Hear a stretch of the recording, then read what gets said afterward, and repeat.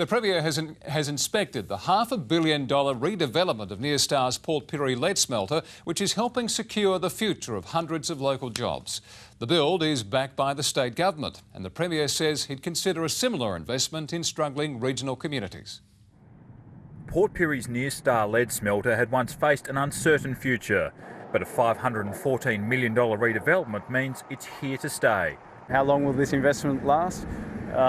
It's generational. It's generational. New treatment plants and a state-of-the-art metal smelter under construction. The project shoring up the future of not just the plant, but the 700 people who work there and countless others who ride its economic wave.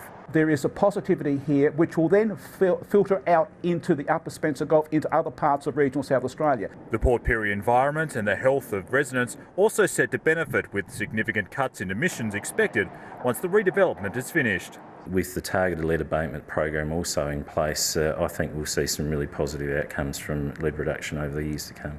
The state government is underwriting the redevelopment. The Premier, visiting today for the first time, says he's open to similar investment in other regions. We're always prepared to consider propositions which are good value for South Australian taxpayers and which drive jobs and regional development. Perhaps something for Jay Weatherill to consider as the government weighs up how to help the Port Augusta and Lee Creek communities ahead of the closure of Alinta Energy's power station and coal mine and axing of 440 workers.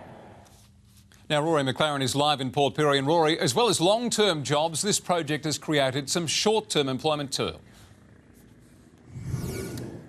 Well, it certainly has, Brenton. Around 400 workers will be working on the site at its peak, which is expected to be in October. Now, the Premier and the Mayor, well, they both address concerns that not all local contracts have been awarded to local companies. The Premier is saying that about 72% of contracts have been awarded to South Australian firms, while the Mayor said that even if those contracts have been awarded outside of Port Pirie, there are still workers who are going to be coming in and spending money in the town while they're here. Now, the construction, well, that's due to finish by June next year, with the plant to be fully operational by the start of 2017. Brenton?